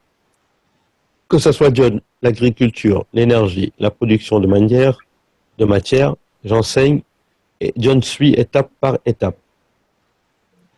Donc vous avez eu aujourd'hui vos générateurs, votre vaisseau, et c'est à vous de développer le vôtre. 30 jours à compter d'aujourd'hui, voyons combien d'entre vous le feront. Dans l'univers, chaque race a développé sa propre façon de faire. Souvenez-vous que vous êtes sur Terre, vous y avez atterri, tout votre travail est conditionné par la Terre. Donc, essayez de vous isoler des conditions de la planète. En Arizona, ils ont oublié de mettre un plateau magnétique sous la structure qui doit être nano-revêtue pour créer l'isolation, pour que le vaisseau fonctionne par lui-même, au moins en partie. Alors, Comme je l'ai dit, là, je voudrais intervenir là juste à ce moment-là parce qu'il parle du plancher en fait, hein. Oui. Dans un des cours au sujet du deutérium et du tritium, où il y avait 12 réacteurs par série en triangle, il disait que le deutérium était le plancher solide. Ok. Donc peut-être qu'il faudrait créer un plateau inférieur avec du deutérium. À voir pour la suite. Hein. Ouais. Gardez ça dans un coin de votre tête. La création d'un flux de vent dynamique avec le toroïde est là. Maintenant, vous pouvez la convertir en énergie avec l'interaction au niveau des plateaux. Et c'est un cadeau pour que les gouvernements qui pensent qu'on doit en finir, pour les gouvernements qui pensent qu'on doit en finir avec le pétrole. Nous avons montré la production d'or. Maintenant, je vous ai montré comment créer l'énergie. Je pense qu'on n'a plus besoin d'industrie pétrolière à partir de ce soir. Et si vous comprenez comment convertir l'énergie et répliquer chez vous, un satellite peut vous alimenter. Ceux qui sont issus du secteur de l'énergie, vous le savez. Vous prenez un aimant que vous faites pivoter dans une bobine, vous créez l'électricité. Vous convertissez les énergies des champs des aimants en coupant et en interférant avec l'état matière dans les bobines. Donc la bobine, vous créez le courant électrique. Maintenant, au lieu de faire pivoter l'aimant, c'est toujours un aimant, mais il est sous forme de plasma, illimité. Dans l'état matière, vous avez des kilowatts, et dans l'état plasma, vous avez des mégawatts et des térawatts. Au revoir l'industrie du pétrole. Vous utilisez un champ plasma pour créer un courant plasmatique parce qu'au final, l'énergie de l'homme est dans une condition plasmatique. Pas besoin de transformateur. Vous puisez vos besoins. Ceux qui ont compris, produisez autant que vous pouvez de plasma générateur pour pouvoir changer l'histoire de l'homme. Utilisez ma technologie pour créer la paix sur cette planète, pas pour diviser. Nous n'avons pas besoin de pétrole pour créer des milliers de produits. Nous avons des petits réacteurs qui peuvent produire des millions d'articles. Vous pouvez créer des odeurs, des gaz, des goûts. Il y a beaucoup à apprendre. Utilisez ma technologie pour désarmer tous les avions de guerre. Ceux qui essaient de sauver Damas, vous en avez les outils. On a eu une question d'Emilio. Je ne vous les ai pas encore transmis, Sally, pour les mettre dans le document. Je vous les transmettrai plus tard. Donc, une question d'Emilio. Quand le carbone est extrait, comment le savoir? Y a-t-il un moyen de confirmation? Et ça suit avec la question de Patrick. Comment savoir que l'hydrogène qu'on fabrique est bien de l'hydrogène, H1? Monsieur Kesh, il y a différentes manières de faire. Vous pouvez créer un système dynamique où vous poussez le carbone vers le champ au centre et il s'ouvre sur les côtés. Ou bien, vous pouvez aussi le faire de la manière qu'ils l'ont fait en Arizona. La méthode statique est très difficile. La méthode dynamique est bien plus simple. Jean-Jacques, tu vois un peu c'est quoi les deux méthodes qu'il vient d'annoncer? Non. Parce que moi aussi, pareil, je bloque sur ça.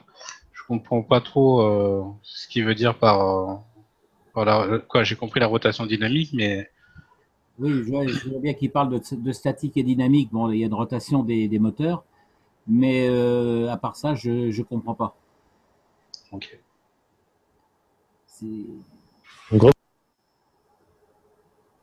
Revenez à la rotation des champs et des espaces vides.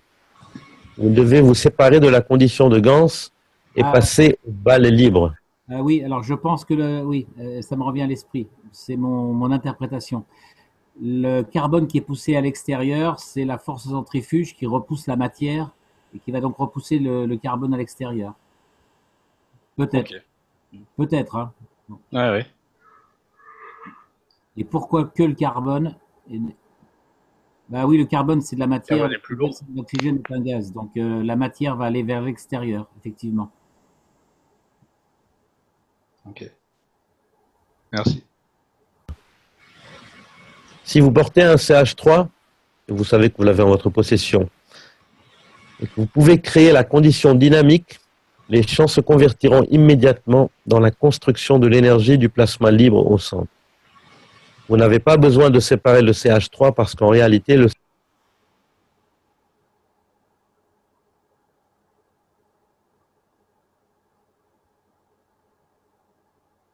Donc c'est ce que je viens de dire. Hein. Pareil pour le CH3. Le carbone va être projeté à l'extérieur et il restera que le 3 fois H. qui sera l'énergie. Ok. Ouais, il faudrait qu'on teste et qu'on fasse un setup pour partager ça. Voilà, Le donc, CH3 peut vous donner tout ce dont vous avez besoin.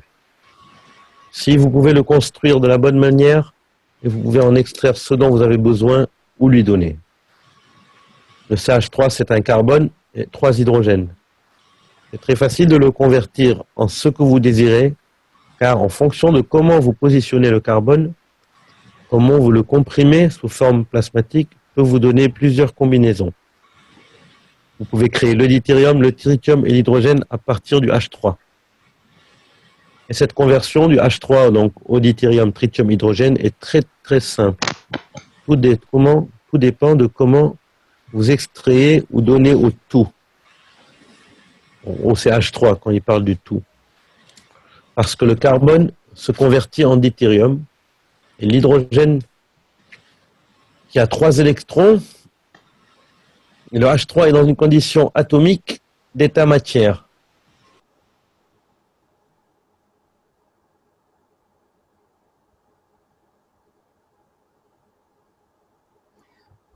alors ça c'est, j'ai traduit une partie du 218, je crois, concernant un des diagrammes que M. Kesch a fait en 2005, et il fait référence au fait que c'est la compression du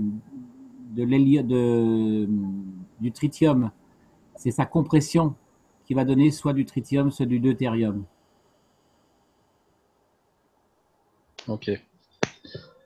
Je pense que là, on peut s'arrêter là pour la vidéo, parce que là, on commence à partir sur autre chose que sur l'énergie. Je vais vous montrer autre chose. Adil, tu m'avais posé la question sur Messenger, qu'est-ce qu'il faut mettre dans les sphères? Moi, je penserais mettre du CO2 à l'extérieur et le CH3 au centre de... C'est une double sphère, tes réacteurs? Oui, c'est des doubles. Alors, tu mets du CH3 au centre et le CO2 à l'extérieur. Attends, faut que je note en même temps. Oui. Ça. Puisque le carbone du CH3 va être projeté à l'extérieur dans la grande sphère. Dans la grande sphère, le carbone va être projeté contre ses parois. Et donc, il restera l'oxygène dans la sphère extérieure et il restera le 3H au centre. D'accord. La rotation plus va donner une compression et donner de l'hydrogène au centre et donner la fameuse sphère vide. Ok. Et donc je fais ça sur les 3 du bas et celle du haut aussi? Ou seulement sur un seul pour essayer? Alors là, bonne question, je sais pas. Je sais pas. Bah, je vais déjà essayer un comme ça, voir ce que ça donne. Ouais, eux, ils parlaient plutôt de l'hydrogène et des tritium et des deutérium dedans. Non, non, c'est la façon dont tu vas comprimer et tu vas faire tourner tes sphères qui va donner un certain type de compression. Et c'est le degré de compression qui va donner du deutérium ou du tritium. Et le degré de compression, du coup, on va l'obtenir avec la vitesse de rotation. Je pense. Voilà. Ouais, ok. Alors, dans les futurs réacteurs, quand ils montrent ces schémas, j'en reparlerai peut-être demain, jeudi, parce que c'est dans le 218 où il explicite ces schémas de 2005. Il fait intervenir plusieurs gaz. Il fait intervenir de l'hélium, il fait intervenir du néon, de l'argon, et il interdit ces différents gaz par des séquences successives qui entraînent des moments de compression jusqu'à ce qu'on obtienne de l'hydrogène. Ok.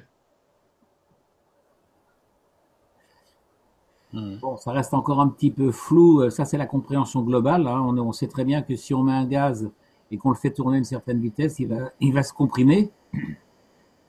Mais après, la chaîne de production, c'est toujours la chaîne des isotopes, en fait. Hein. Ouais. Ouais, Le principe, c'est la force centrifuge qui propulse le carbone matière à l'extérieur des sphères. Ok.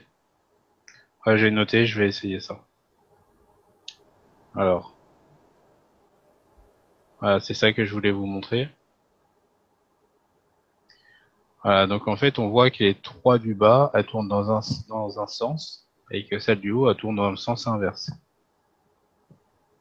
Donc en bas, c'est horaire, et en haut, c'est anti-horaire. Alors, je me suis dit, donc là, on va avoir la création du vide au centre. Et donc, je me suis dit, vu que celle-là tourne dans l'autre sens, c'est peut-être celle... Oui. En fait, les 4 tournent dans le même sens, puisqu'elle est inversée, celle du dessus. Oui, mais du fait qu'elle est inversée, il tourne dans l'autre sens. Oui. Mais il ne faudra pas inverser le sens de rotation de celle du haut. Tu as raison, Max. Oui, tu as raison. Oui. Même axe de rotation. Ouais, donc du coup, elle tourne bien dans le sens inverse. Toutes dans le même sens. Oui, en fait, ils tournent tous dans le même sens, mais comme tu l'as mis la tête vers les bas, ils tournent dans l'autre sens. Mais Ouais. eux, dans leur vidéo, les 3 du bas, ils s'étaient tournés vers les bas, quoi. Ok. Elle tourne pareil, mais comme tu la renverses, elle tourne elle va être dans l'autre sens. Oui, le branchement électrique des moteurs sera identique pour les 4 sphères. Voilà. Ton axe de rotation sera le même. Oui, c'est bon. Je comprends. Rappelez-vous que M. Kesch, en parlant du système sanguin, avait dit que si vous faites un flux dans un sens et un flux dans l'autre, vous créez un champ.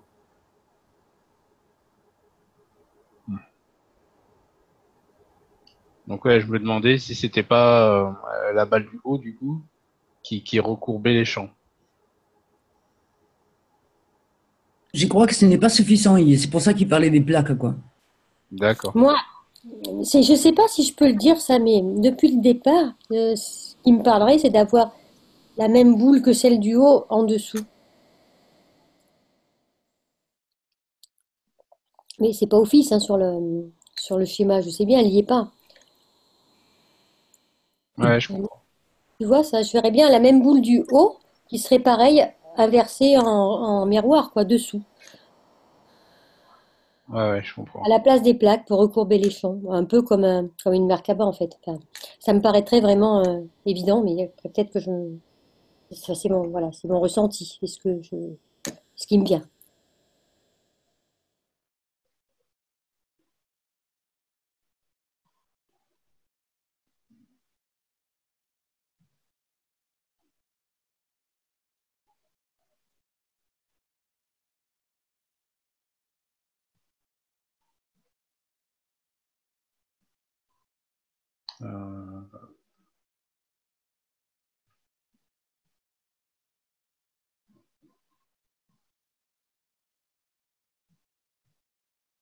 Voilà, c'était intéressant parce que là, on voit la création du vide au centre.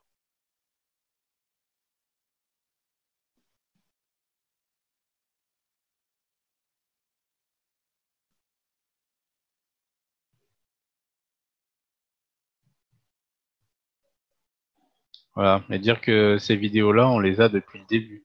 Maintenant qu'on a un peu plus de connaissances, c'est un peu plus parlant déjà. Oui, c'est clair. Hein. Mais enfin, dans toutes les vidéos qui sont montrées les fameux week-ends, on n'en a vu aucune lumière. Hein. Ouais. Bon, on a tout depuis le début, hein, même avant le début, quoi.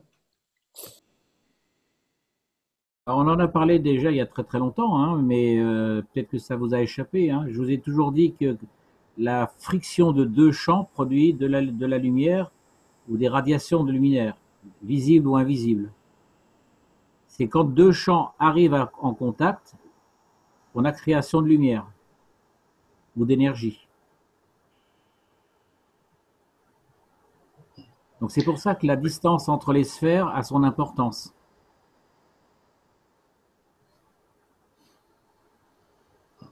Ça, c'est sûr. Et cette vidéo que tu avais expliquée, Jean-Jacques, je l'ai mis dans les drives. Hein. D'accord, tout à fait. C'est par une technologie divers, il s'appelle les dossiers. Donc pour ceux qui ont fait un peu de physique ou de maths, c'est ce qu'on appelle l'énergie résultante en fait. Hein. Vous voyez que là, entre 2 sphères, celle du haut et celle du bas à gauche, on a un champ résultant. Moi, je les avais fait en jaune. Et la somme de ces champs résultants au niveau des médiatrices donne le champ résultant final tel qu'il est montré à l'instant même. Donc c'est juste une question de résultante des forces, hein. Sauf que le résultat final est la création d'un vide, et c'est le fameux vide constitué de matière noire, d'énergie phénoménale.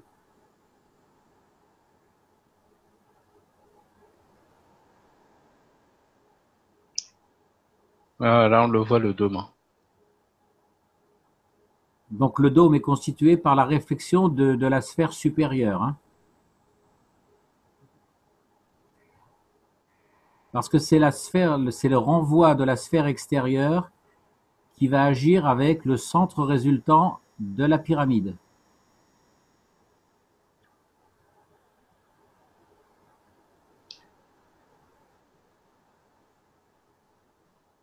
Donc en fait, on a un feedback qui permet l'auto-rotation des sphères ou l'auto-alimentation du centre résultant de la pyramide.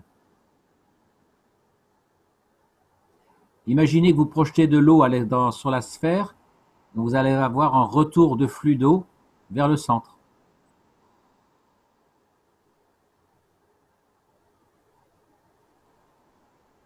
C'est le même principe que la barrière de Van Allen, où toutes les particules plasma vont migrer vers l'extérieur de l'univers,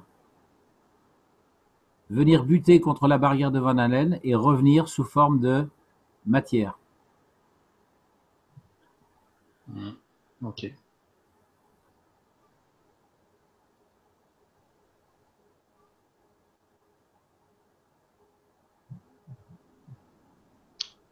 Donc voilà, donc c'est les vidéos que je voulais vous montrer ce soir par rapport au réacteur. Magnifique.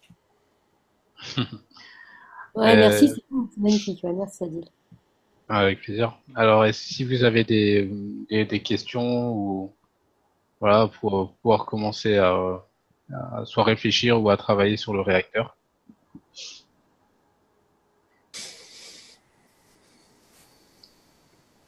Adil, est-ce que les petits moteurs verts que l'on voit sont électriques ou pneumatiques?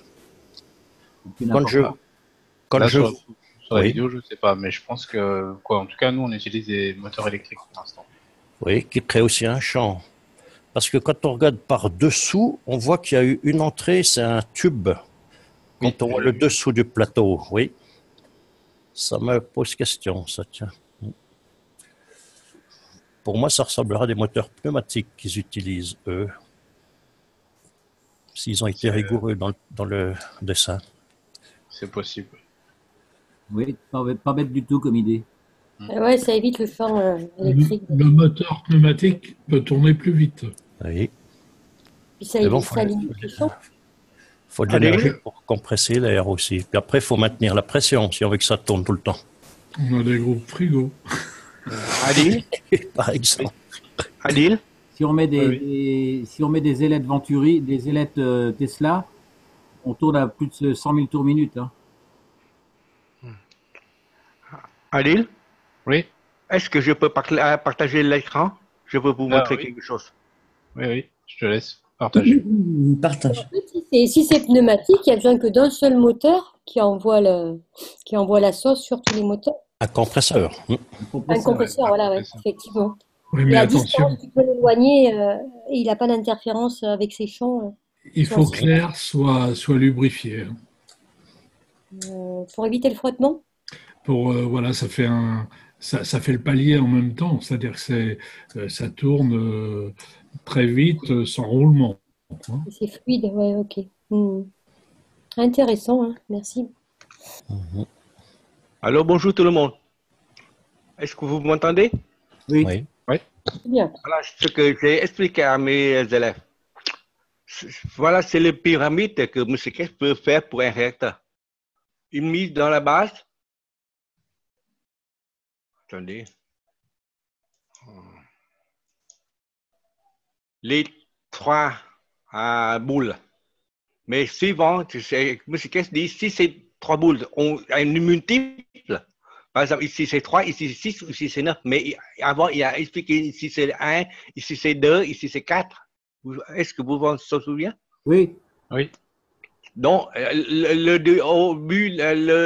au sommet, il aura un 8, un 16. Mais puisque je prends mon nombre de 16 là, ça sera plus facile, puisque ici, je prends 3, ici, ça sera 6, ici 9, et c'est 12. OK? Ouais. Mais si je prends ici, on appelle ici, c'est le moitié d'un réacteur seulement. Pourquoi? Puisque ici, c'est le positif. Je prends ça, c'est comme le positif. Ici, c'est le 12, c'est le plus grand. Tu vois? C'est le plus fort. Mais si j'essaie de mettre le 3 ici à l'envers, ici, qu'est-ce qu'on aura? On aura quelque chose de comme ça. Vous voyez? C'est ça, c'est ce que je disais tout à l'heure. C'est comme la Merkaba. Oui, voilà. C'est ça, j'ai bien vu ça, moi. Depuis longtemps, je vois ça. Oui, mais... Là, tu as la sphère entière, et tu as la sphère entière et qui tourne. Merci de me confirmer ça. Merci. Mais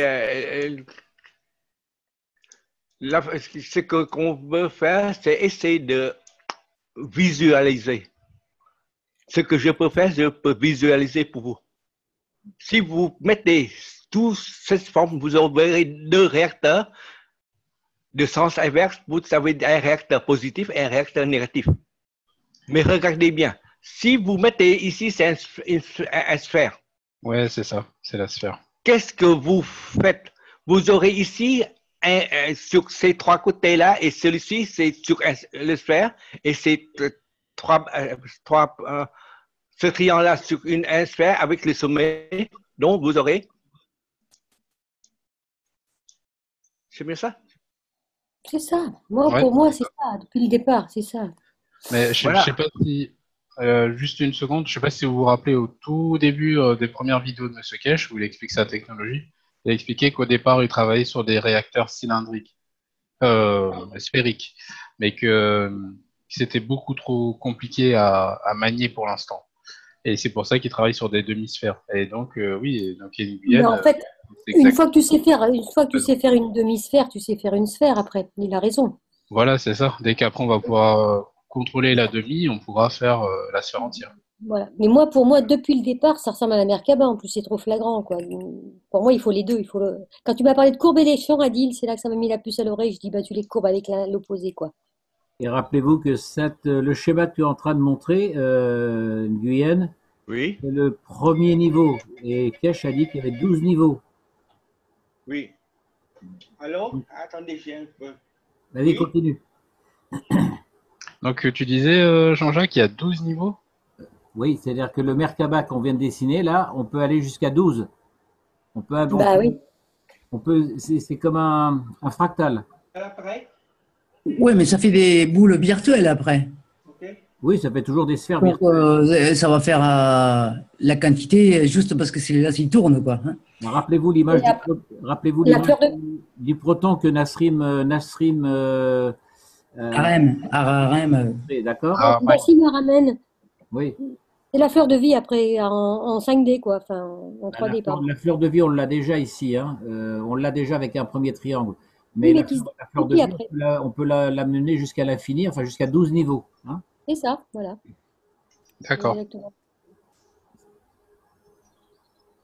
Non, vous voyez, lorsque j'ai visualisé ça, vous pouvez voir plus vite. Regardez le sphère. Vous n'avez que pointer sur les sphères et vous mettez les moteurs et vous dirigez directement la balle vers le centre. Puisque le moteur, lorsqu'il tourne, il a un sens de direction du flux. Hein? Je crois qu'à ce niveau-là, il n'y a plus besoin de moteur. Oh oui, on n'a plus besoin de moteur. Puisque si on met ces balles-là sous forme 3, 9, 6 et 12, ici, c'est une augmentation progressive dont tous ces balles tournent dans le vide. C'est bien ça? Mais la surface rose de la sphère correspond à la base de la première pyramide. Non, pas vraiment. C'est un peu. Non. ici, vous voyez, ici, c'est comment on dit, octoètre. Là. On appelle ça avec les 8 sommets. Là. Octo.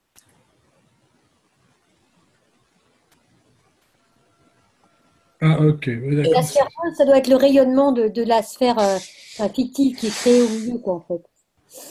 Donc, par exemple, ici, il y a une sphère. Si le moteur, c'est, vous voyez, attendez, je vais faire un petit dessin pour pouvoir visualiser là. C'est pas ça la question, Lee. La question, il demande, tu vois le rond violet au milieu là, qui est plus foncé. Non, non, Le le rond. violet, je mets c'est sur pour ce sphère-là, ici, c'est le centre de l'hémisphère, c'est tout. C'est ça, Il ne représente rien.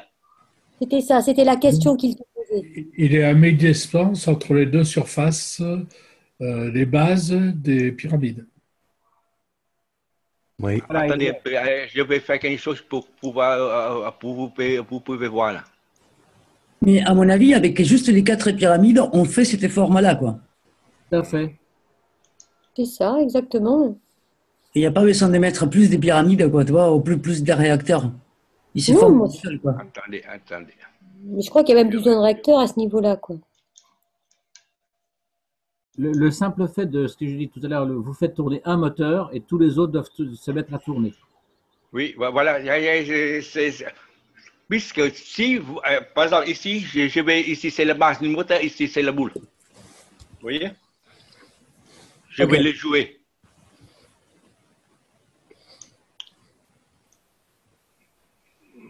Par exemple, si je mets ici le moteur sous cette forme-là, le centre, il est directement, comment on dit, centré directement au milieu du sphère.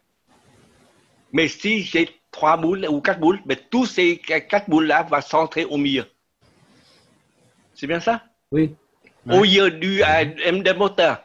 Ce qu'on doit faire, on doit mettre. Attendez, je fais quelque chose d'autre. Ah, attendez.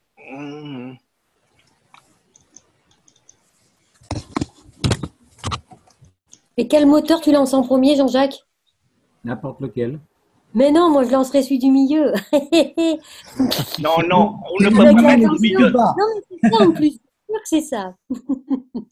Non, tu lances un des moteurs de base, à la base. Non.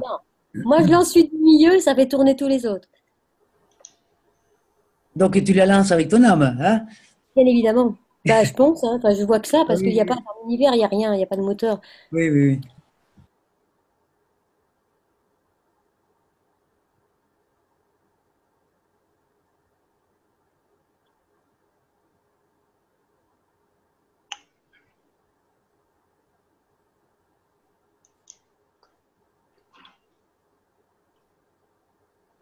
Non, mais ça me fait plaisir qu'on ait tous la même idée en même temps, là, c'est génial, quoi. Bah oui, c'est trop cool. C'est bon, ça.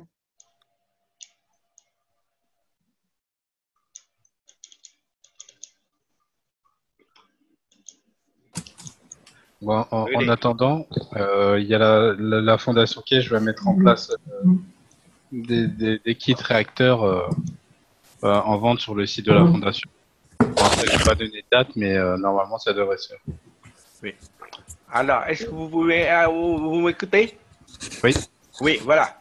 Maintenant, si je fais une balle à l'extérieur et une balle à l'intérieur, je mets aux balles extérieures moitié inondée, moitié d'eau là-dedans ou quelque chose d'autre, et le balle intérieur avec du gaz. Ça veut dire le deuxième balle est en flottant librement. Oui. Non. Si je mets ici, il est toujours dans cette position-là, ou même je mets ici, il est aux mêmes positions avec la gravité, il est exercé par la gravité là, mais il est libre. C'est bien ça? Oui. Mais si je mets dans tous les 8 côtés le même principe, donc ces 8 côtés-là tournent dans son sens. Et avec ce système-là, j'ai n'a qu'à activer un champ de l'extérieur, n'importe où, c'est que tous les 8 boules tournent dans son sens qui soit au maximum, dans son bon sens. C'est bien ça? Ouais, je comprends ce que tu veux dire. Puisqu'un flux plasmatique traverse ce boule-là, il active une boule a activé le deuxième et le troisième et le quatrième et ça tourne dans son sens. Oui. On n'a pas besoin d'intérieur ou extérieur. On doit mettre un flux qui passe dans ce sphère-là. Tous ces 8 boules la traversent automatiquement et laisse les tourner librement. Ouais. Mais on en avait parlé de ça, des réacteurs dans de l'eau pour qu'ils puissent se mouvoir comme ils veulent en fait. Voilà. Ouais, ça c'est la finalité, mais je pense que non, ce que je fais, c'est je donne une idée seulement. Ouais, c'est une bonne idée, oui. Mais la chose que je peux faire, c'est visualiser et vous pouvez voir. Ouais, c'est très bien, quoi. Ouais. Adil? Oui. J'ai déjà essayé de faire tourner des boules, même 3 boules l'une dans l'autre. Dès que ça tourne un peu vite, elles s'excentrent et ça tire. Hein. Donc, ce qu'il faut, c'est les maintenir bien centrés. J'avais mis des petits intercalaires, je veux dire, pour garder la position centrale des 3 boules. Et là, on peut les faire tourner à 20 000 tours, il n'y a pas de problème. Tu veux dire sans moteur? Avec un moteur, oui. Ah oui. Si on veut faire tourner quelque chose avec un moteur, le primordial, c'est être très, très centré. Ah, ben oui. Sinon, il va s'envoler. Il va y avoir de la casse.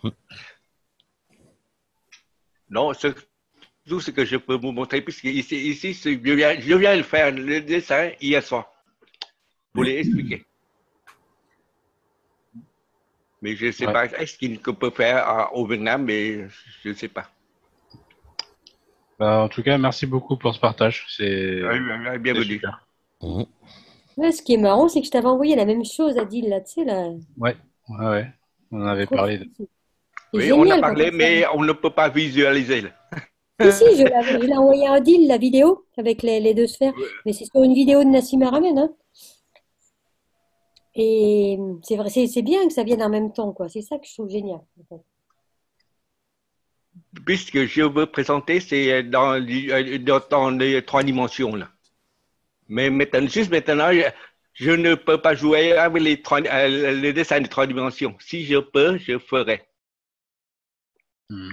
Alors, on est sous quel type de pyramide, là? En isocèle ou en équilatéral? Ici, c'est un tétraèdre. Équilatéral.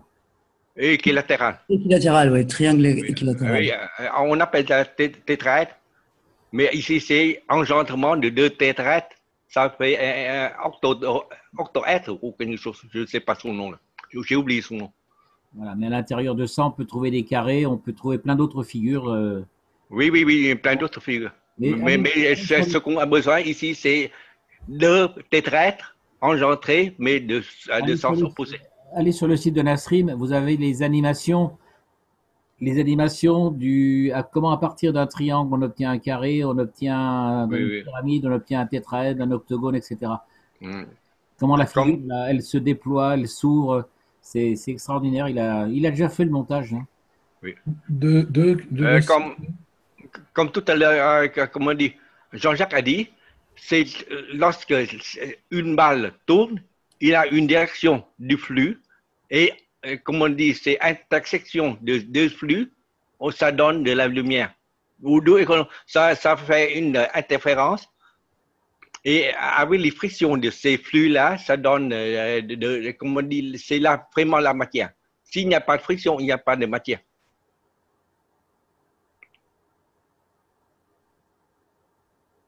Mais ici, il y a en tout 4. Alors, ça donne vraiment de la lumière.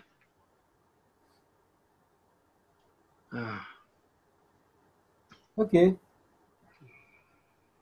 Alors, Je l'ai mis dans le chat, le lien, là. Si vous voulez. Merci beaucoup. Merci. Enfin, je ne sais pas si je peux vous l'envoyer, mais enfin si je peux vous le montrer tout de suite, mais peut-être vous pouvez le regarder chacun, comme peu importe. Ou quelqu'un peut le partager s'il veut. Adil, si tu veux le partager, tu peux, il est dans le chat. Ça fait tous les liens de Nasrim, ça fait depuis 2015 que je me retiens de les présenter parce que Ah, moi, ça fait la technologie cache, mais expliquée correctement, à mon avis. Hein. moi j'étais avec Nasrim avant Kesh, mais Oui, oui, tout à fait, hein, c'est ce que je dis. Hein. mais Mais bon, après, Voilà, moi, voilà. il faut Nasrim, en retenir les nombres 3, 6, 9 et 12, ce sont les nombres de Tesla. Il l'a trouvé, mais juste maintenant, je vois qu'on utilise très peu là. Puisque le nombre 1, 2, 4, 8, ça ne convient pas, je crois. C'est le nombre Tesla qui convient le plus. Là. C'est ce que je pense. Hein. Mais il faut avoir de l'expérience pour dire, donner une bonne conclusion. Ouais.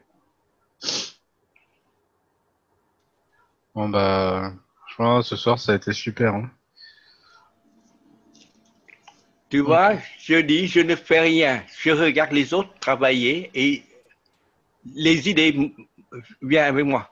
Et c'est ce que je partage et ce seront tout ce que je peux voir dans mon imagination seulement. Ouais.